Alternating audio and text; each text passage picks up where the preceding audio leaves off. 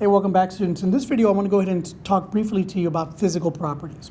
And so there's a couple of things you want to know with physical properties, and that is going to be the following. Whenever we deal with physical properties, what we are dealing with here are going to be those properties or characteristics that can be observed. So first off, these are going to be properties or characteristics that are observed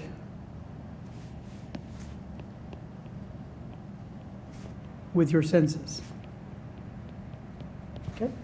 And when we look at these properties or these characteristics, we're going to be able to observe these, but we are able to determine these things,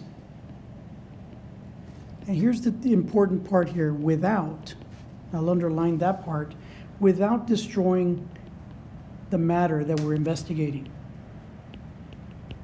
Okay? In other words, it retains its identity in this overall process. So for example, let's say that we have some items here that we want to talk about. What if we said, an example here, let's say that we say, what about looking at the property of density?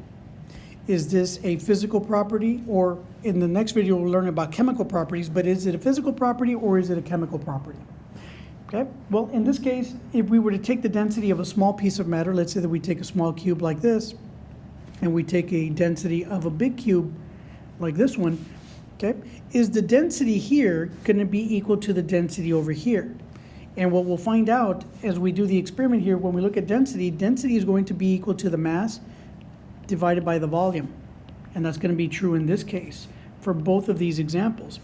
And what you'll find here is that you're going to find that the density here for the first one actually winds up being the same as the density for the second.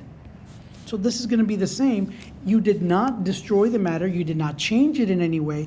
Therefore, this particular one here, density, is an example of a physical property. Okay?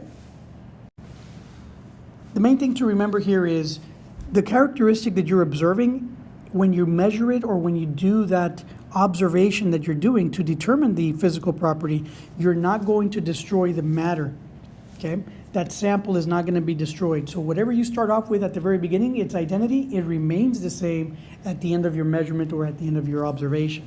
Other examples of this are going to be things like odor. Okay? Taking the odor of something, it does not change the substance at all. It's still the same amount. Whether you look at it now or a little bit later, the odor stays the same, assuming the concentrations stay the same there. Okay? And so odor is one of those. The other thing that is also a physical property are things like luster, okay?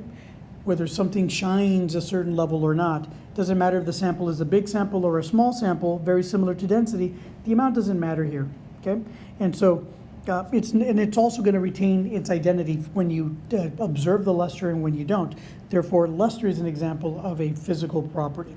And for the same purpose here, hardness. Also an example of a physical property, okay? So in the next video, we're going to be looking a little bit about chemical properties, and we'll explain that here in a second. But keep watching, keep learning, and we'll see you in the next video.